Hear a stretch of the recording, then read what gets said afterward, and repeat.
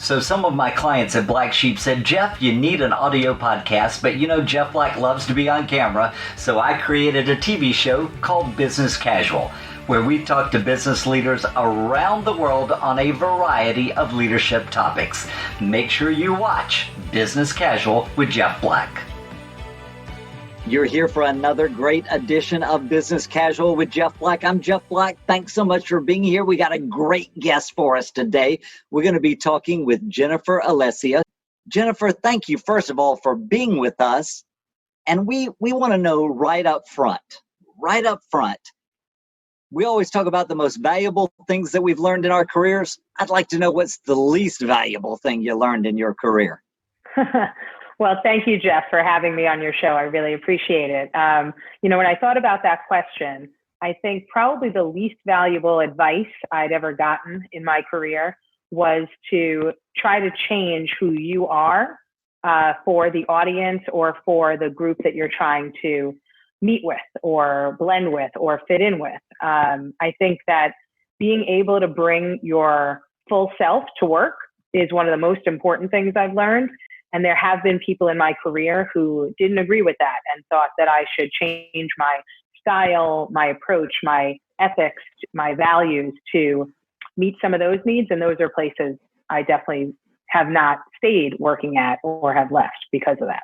Wow. That was deep. That was deeper than I even thought I was going to get. I love it. So I guess now we ought to make it easy and say, Jen, what was the most valuable advice or leadership quality that you've learned in your career? I think for me, throughout your career, your priorities change. What's most important to you changes, but we do spend a lot of time at work, right? More than anywhere else. And so for me, if I'm not having a good time, I'm not staying. To me, it's around having fun, enjoying what I'm doing, feel like I'm adding value, feel like what I'm bringing to the table is not only benefiting that audience, but also benefiting me. So are we learning and growing together? And if I feel like it's gotten stale or I'm bored or it's just not that much fun anymore, I move on to the next thing. All right. Well, now listen, I want to put your leadership knowledge to the test. I got a true or false question. This is deep again, okay? Okay. I expect greatness and 100% correct from you.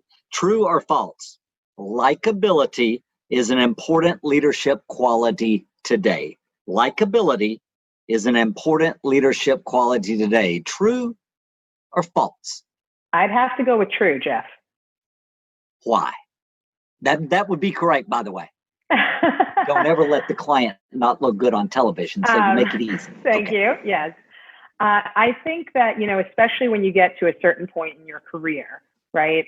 We've learned and we have certain skills and capabilities, and that primarily is what maybe gets us the interview or gets us in the door, right? But if you can't build quality relationships with your peers, with your superiors, with the people that are working for you, with your extended team, if they don't like or enjoy spending time with you, I think it's going to be a lot harder to accomplish the goals that you have as well as what the company is trying to drive. So I definitely think that the company, the people need to like you and you need to like them. It's a two-way street.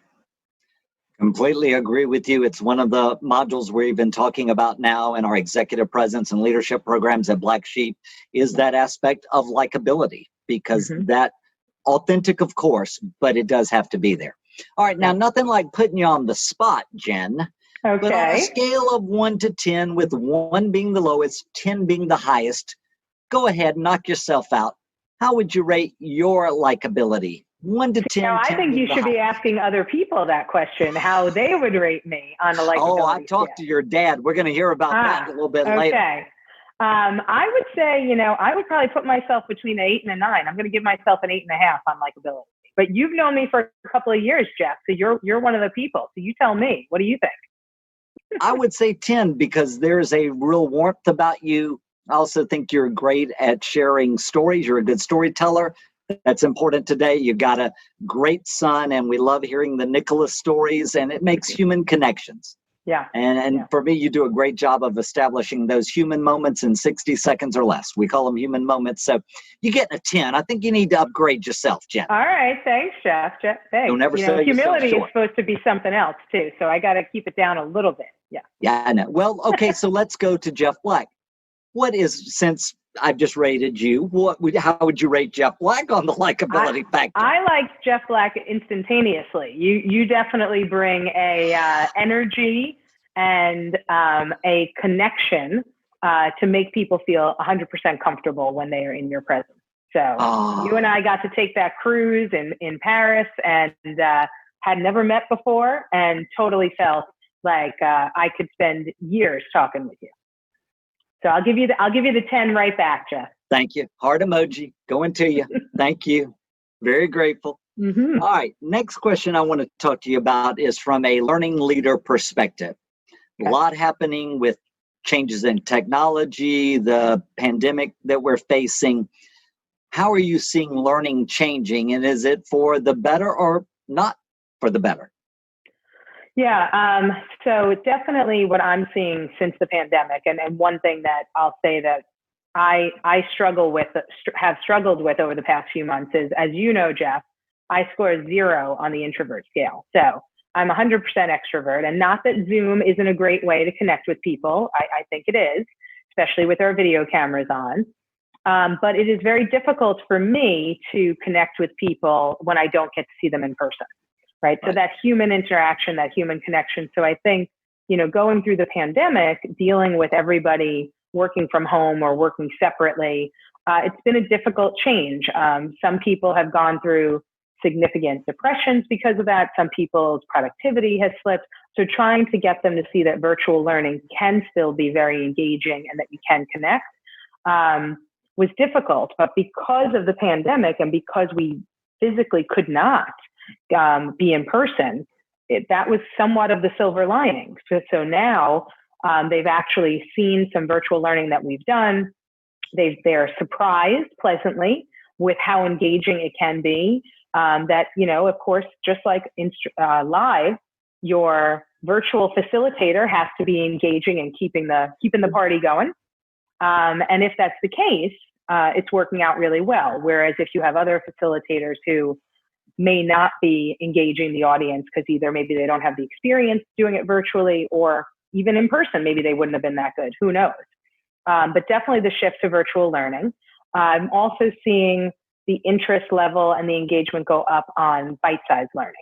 So using things like videos, TED Talks, podcasts are definitely on the upswing, and keeping it down to, 45 minutes or less is definitely where I'm seeing the interest level raised. Good. Well, let me say this to you. You know that I'm very needy and I need applause. And it's hard to get applause when you're doing this virtually over Zoom, other than I often look in the mirror and do this to myself. Absolutely. I think I always say, how do you know if a course went well? If they don't fall asleep, that's a good sign, right? But if they're also clapping at the end, that's usually a good sign too. So I always want to have my standing ovation. Those are good. I expect no less from you. You do have the reactions here, Jeff. See, I can give you the clapping like that. Look at there. We're adding graphics to the show. This is first class professional, people. I've been saying this all along about business casual. Go ahead, continue. See, you can even do it virtually. It is possible. There you go. You can. Yeah. All right. Yeah. I got a few more questions for you before we get to the part where we share with Jen what her dad said about her. Which I am a little scared about, but okay. She should be very concerned and very afraid about what Pat said about his daughter. But anyway, let me get back to what we're talking about. So great thoughts from you about learning and where we're headed in that direction. Virtual still a key part. I love your comments about finding these other ways to communicate to leaders through video, etc. Very important. When you think about the different generations in the workplace, we got a spectrum now, right? We from millennials all the way to traditionalists. If you were to just pick one or two of our workforce groups, what would be your advice for that group specifically here in the time we're living in? Yeah, I think the first group I would pick out would be the millennials. And my biggest concern with the millennials is because there is so much access to social media and devices, I worry that they're not going to be able to have that human connection with people. I mean, I've actually interviewed millennials, and they've actually picked up their phone in the middle of a interview and sent a text, or they've sent me a text with emojis as a thank you. And this is not someone that I have a friendship with or a relationship with. Right. Sending an email is one thing. Sending me a text is a little bit different. So my advice to the millennials is that social media, devices, the virtual world that we're living in have made things very easy for us to communicate quickly. Right. But don't lose the connection either via phone or in person or video conference that you get from actually having to have a conversation with someone. I think that I see a lot of times they'll fall back on things like texting, and things can get misinterpreted. Things can also not resonate or come across as authentic as you'd like them to. So my advice would be you still need to have the human connection, not just the device connection. And Jen, that would even be picking up a phone and making a phone call. Because of texting, we don't even want to pick up a phone anymore, even if it's to leave somebody a voicemail and make that human connection. We don't even do that. So very sage advice. And the other generational group you would pick out. Yeah, I mean, I think the other one I would probably pick out would be the baby boomers. And I think with the baby boomers, there's a big difference from, I'm in the middle of the two, right? Definitely closer to the millennial, but still in the middle. And when we think be very careful about what you're about to say, because I happen to be in the group she's about to talk about. So yes, I figured, this interview continues. I think with the baby boomers that they come from the mindset of that working hard and proving yourself is all that it takes to be successful.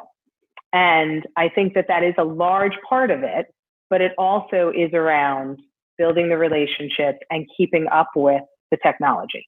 And so some baby boomers that I work with will say, this can't be successful unless, we get together in a room and spend hundreds of thousands of dollars. I would disagree. Could it be successful in a different way? Can we get to those goals finding a different path to get there? And so sometimes I don't feel that they are as open to trying something new, even if maybe it's not going to work, but at least giving it a shot. So my advice to the baby boomers would be at least listen and consider some of the other generational ideas and give it a shot. Fair enough. Okay, you've been hearing from Jen Alesia. Now we're about to get to the source. Her dad, Pat Alesia. He is going to give us the real scoop here on Jen. So, Pat, thank you so much for joining us for Business Casual. We want to know right up front, your daughter, confident, strong, powerful. Was it hard raising her when she was little? We want to know the truth. Not for me, but for my wife, yes. I love it. They have the same personality as I do. So it's been a pleasure being with her and experiencing her birth all the way up to her success. Pat, when you think about the one quality perhaps that you're most proud of when it comes to Jen, what would that quality be? Very simple. Leadership quality, and her interaction with other people is outstanding. And I won't elaborate, Jeff, unless you want me to. So am I limited to? I can talk for 2 hours, my daughter knows. So I will give you sort of short answers, but if you want me to elaborate, I'd be happy to. I mentioned to you I worked for a public company, Griffin Corporation. I started there at age 25, retired there at age 65, 40 years. I was financial officer, eventually the chief financial officer for the company. And Jennifer was working for IBM after college. The chairman didn't know how to turn on a computer. Wow. Jennifer, with IBM, was giving instructions on the use of a computer to students in classrooms, etc. So I said, Harvey Blau, that I worked for the guy for 35 years, like a second father. And I said, well, you know what? Let me invite my daughter in at lunchtime. for an hour or so. You're not paying me anything. I would just like her to take you through the initial process and getting familiar with a computer keyboard and emails and minimal amount of work to be done. I said, I'm jeopardizing myself because I'm leaving my daughter with you. I may not have a job when I come back an hour later. I'm telling you, that was really risky of Pat to do that, because when Jen comes into a room, she takes control of the room. Let's get back to the story. Okay, so I introduced the two. She's standing alongside him. He's at this big king-size desk, and I let them go. And I said, well, let me check in, in a half hour or so. My office was next door, and see how things are progressing. So as I walk in, and he's got a big reception area with his assistant before you get into his office, I hear Jen saying, no, Mr. Blau, that's 0, not O on the computer. You must hit over here and be careful where you put your fingers. So I said, Harvey, do I still have a job? How's it going? He said, she's wonderful. I'm so happy that you brought her in. She's eliminated all the fears I had of taking a computer, using it. He did eventually use it more for the internet and our stock price and articles and chat rooms and things like that. So, going into a setting with the chairman of the board, it's a $2 billion company, not a small company. Right. And being able to talk and educate and lead a leader in the process of something he was so hesitant and fearful of, overcame his fears. And of course, he had 3 daughters. So I knew I was on good ground. Pat, let's think about this for a moment. We really planned to do this interview so that we could learn about some of Jennifer's wonderful leadership qualities. But I think the reality is we've learned a lot from Pat about what it takes to be a successful leader today. Hard work, determination, confidence without being arrogant, all of those important things that you certainly, Pat, instilled in your daughter. We are very grateful for your time.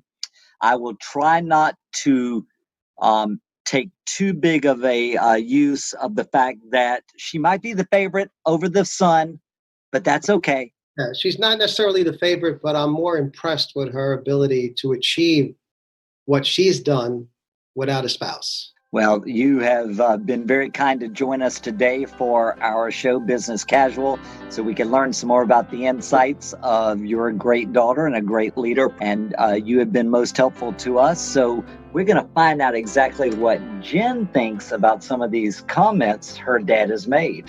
Stay with us. It's time to get a reaction to this look. A little different than what people are used to. All right, Jen, get ready. Yeah. Got a little flannel look going on, a little man. Okay. So, what do you think? Do you think this fits me, Jen, or is this a little out of character for me? I think that's a little out of character for you. What? The flannel You're look? not a flannel guy. No. I'm not a flannel guy. No. Oh. Do you want to be a flannel guy? No, not really, but I just wanted to mess with you to see what you'd say to me. Yeah, I don't like it. Okay. Fine. Good point. Note to Jeff, no more flannel. All right. Jen, clothing is important when we think about going in for an interview. Yep. Meetings, presentations, even what we wear online, it matters. Yep. So just what are your thoughts about professional appearance and wardrobe for folks today? Because it's a business casual world, and the lines are clearly confusing. So I think you have to know your audience, right? So you need to know who's going to be in the room. Is it an interview? Is it that you're facilitating a course? Is it that you're going to be in a large meeting? If I'm the one who's facilitating or leading it, I always want to be the most dressed up person in the room. That's always been my motto. But again, I think it goes back to my point of being true to yourself. So I remember back when I was working at Citibank, I went on an interview. I want to say it was at Morgan Stanley at the time. And I wore a beige suit and I had open-toed shoes on and I had pink nail polish. And after the interview, the recruiter called me and said, they really liked you. They want you to come back for a second interview. And I said, great. She said, but listen, can I ask you a couple of questions? I said, sure. She goes, did you wear a beige suit? I said, yes. And did you have pink nail polish on? Yes. Okay, so for the next interview, wear either navy blue or black. And if you're going to have nail polish, just have a French manicure. And Oh, wow. I said, then I won't be going on the next interview. And she said, no, they really liked you. They want you to come back. I said, there's no way that this would work because I am not a navy blue and black only type of person. That's not the personality I'm going to bring. That's not the style. And of course, the recruiter trying to fill the job was like, no, it's just for the interview. I said, no, it's not. Because if this is what they want on the interview, then they want somebody that's not me. So I referred somebody else for the job who did get it, which was great. So I helped the recruiter out anyhow. But I think it's, again, being true to yourself. What are you going to be comfortable with? So don't wear something just because you think it's the right thing if it's not going to be something that resonates with you. And think about who your audience is. So I always dress for the job I want, not the job I have. So. There you go. So I think what you're telling me is just like that wasn't for you, that this look That's is not for you me. Either. Definitely not. Okay, well, we're going to be right back after I go get my cowboy boots and my chew. We'll be right back. Don't go anywhere. All right, now I think we need to go ahead and reveal to Jen what her dad, Pat Alesia, said to us earlier. He had a lot to say, so let's get ready. I want to go to the first point. I don't know how to tell this to your brother, but you're obviously the favorite child. Let's not mention it to him. You're not surprised, are you? No, I'm not surprised by that one, no. But do you feel guilty, Jen? Do you feel guilty for being the favorite child? No, definitely not. I think I earned it. I think I earned it. Yeah, we'll make sure that my brother doesn't watch this show. Yeah.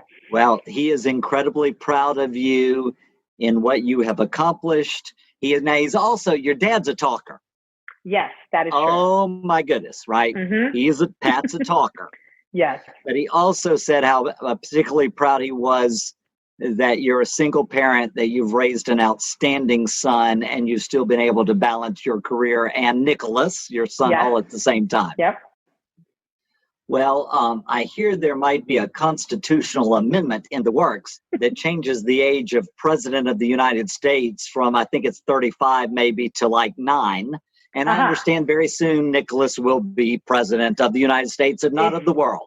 Totally possible. Totally possible. It's right. It's not that he's a little overachiever like his mother, but I've heard the stories. Let me tell you.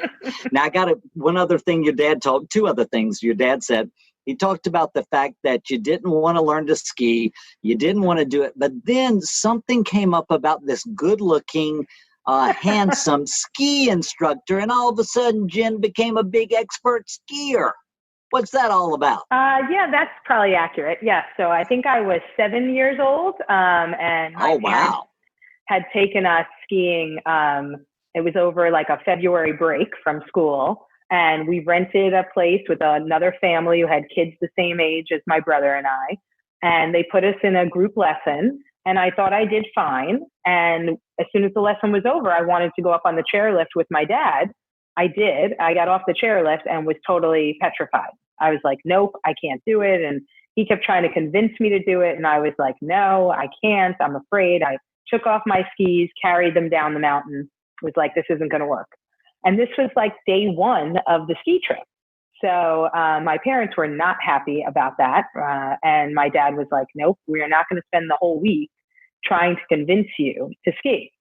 So smart call on their end. They're like, we'll get her a private lesson. You know, if we get her a private lesson and the person is paying attention just to her, we're sure that she'll be able to learn by the end of this, or at least be not as afraid.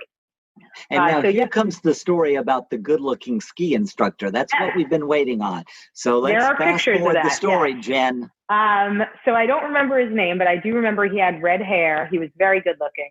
And he took me on the mountain. He taught me how to ski. He got me up on the chairlift. He skied with me all the way down. And by the end of that lesson, I've been skiing ever since. So, so if you put a good-looking man who has some skills together, it can work out. Well, but now here becomes the issue. You can say that was the real reason, but I think the real reason, everyone, is because there are two categories. There's novice and expert. And nothing about Jen is going to be happy with novice, even when she's 7 years old. So you had to move to the expert slope very quickly. That's what I have been told that I move a little fast sometimes. All right, now tell us, if you would, what about your dad? He brought you into his company. I mean, what a risk! Because when you enter a room, you dominate. And here you are with the chairman of his company, helping the chairman of the company with the computer, and go down that lane for us, if you would. We're very thankful your dad kept his job, because whether she believes it or not, I think there were moments it was questionable. Okay, go ahead. Yes, so the chairman of his company was definitely not used to the computer and not really open to learning about the computer. And I had just started working at IBM, so was teaching classes on Word and Excel and how to search the internet and things like that. And my dad said to me, hey, could you come into the office one day and teach him how to use the internet, like how to get online, how to Google stuff, how to do all this stuff. I mean, he didn't even know like how to use the mouse or anything. So I said, all right, I mean, I don't have a problem coming in and trying to teach him, but he was extremely resistant to learning and kept wanting me to do it for him. He's like, well, just type it in or just move them. And I'm like, no, the point of me being here is so that you can learn how to do it. Okay. So I would not do it for him. And I kept coaching him, and it was probably a painful hour or so of time. But at the end of it, he could actually at least print out his own emails and search for things on the web without his secretary doing it for him. 21 years old, telling the chairman of the board how to do it. And no, I'm not going to help you do it yourself. Not that I can visualize that moment at all, knowing you happening. Never. Yes, that's probably accurate. Yeah. Well, you need to take your mom and dad out for dinner, because he said many nice things about you, Jen, and it was joyful. Seriously, it was very joyful for me to get to talk to him. So thank you for that. Good. Thank you. We are getting close on our time, and I just want to know what question did I not ask you? What would you like to share with our audience of Business Casual? What would that be? She ponders. Let me think about that. Yes. One of the things that I know you asked about was what did I think was like a turning point in my career? And I know I mentioned earlier that our priorities shift depending on where we're at in our career and our life. And so, I mentioned obviously that at 38, I decided to have a child. At the time, I was working at a Japanese bank, had been there for 6 years, and was really loved it, loved the work, had a great team.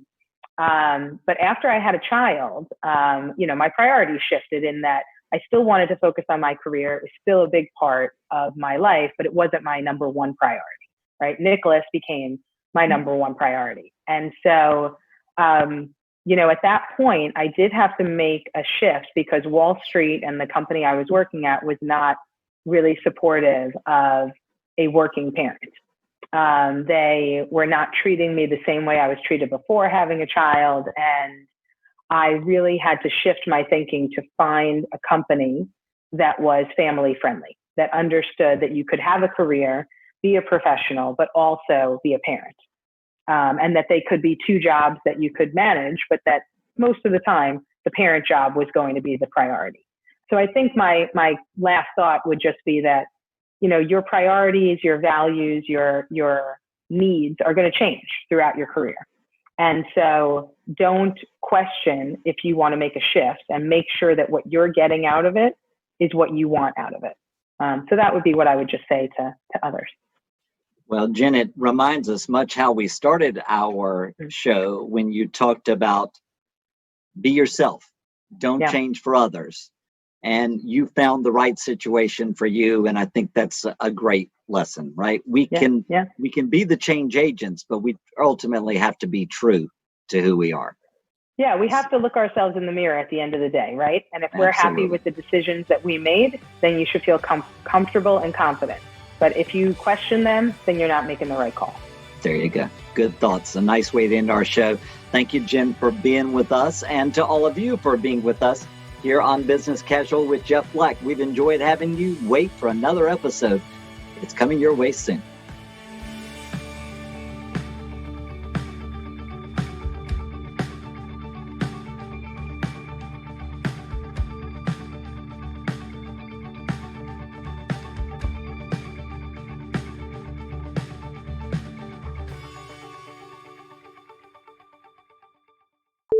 And I got an idea. I want to hear 2 stories. So, Pat, I'd love to hear 2 stories from you. Maybe one when Jen was younger, something that demonstrated for you this leadership quality. And then maybe we'll advance to one when she was older, maybe around college age, let's say. Perfect. So I'll start off with, we had a skiing family. We bought in 1986 a ski condo at Mount Snow. For the first time, we all skied there for many, many years later. But about 6 years earlier, Jen was about 8. We rented our first condo in a place called Smuggler's Notch, which was a family-oriented resort in Vermont. My son, who's 2 years older, myself, and the other family we were with were avid, experienced skiers. Jennifer did not want to go skiing with us. So I said, you're dampening everybody's vacation. We want to go up to the expert trails, etc. I'd be happy to be on the novice trails with you, but she would have none of it. So I went to the lodge and I hired a one-on-one instructor, probably in his 20s, good-looking young man. And I said, here's the deal, Jen. It's 11 o'clock. I'm going to hand you over to, let's say his name was Peter, and we'll be back for lunch at 12. If you don't like skiing, I'll go back to the lodge with you. We'll have lunch, and the rest of the family and friends would continue their day. Fair enough. So we're up skiing down the expert trails. It's about 12.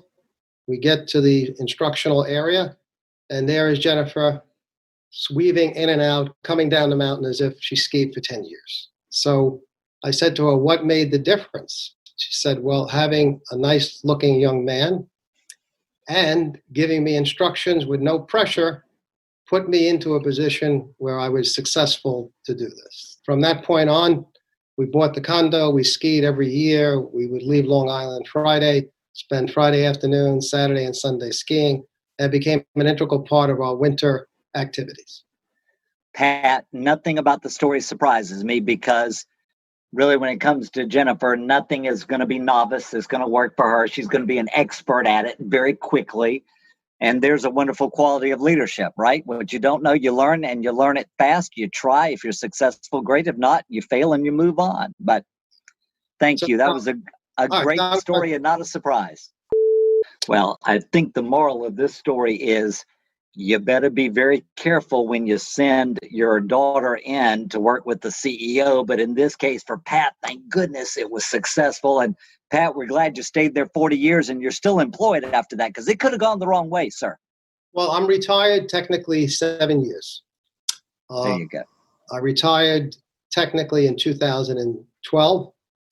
They retained me as a consultant for a couple of years, and now I still go and visit them once every month or two when I'm in New York.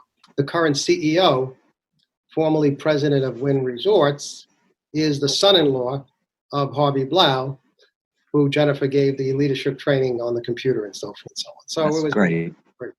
I'm going to show you a picture because you asked me, and I may say it later, about an attitude and a leadership quality. I don't know how well you're going to see this. Oh, yeah, Pat. 2.5 years old. Yes. And that's the kind of attitude she projected. So Pat, let's talk about that for a moment. Go ahead. Jennifer has that confidence. Some might say a little bit of attitude when she walks into a room. Mm-hmm. But that's a good quality of leadership, isn't it? It depends. From my opinion, yes. Okay. Some people get intimidated by leadership and confuse it with arrogance.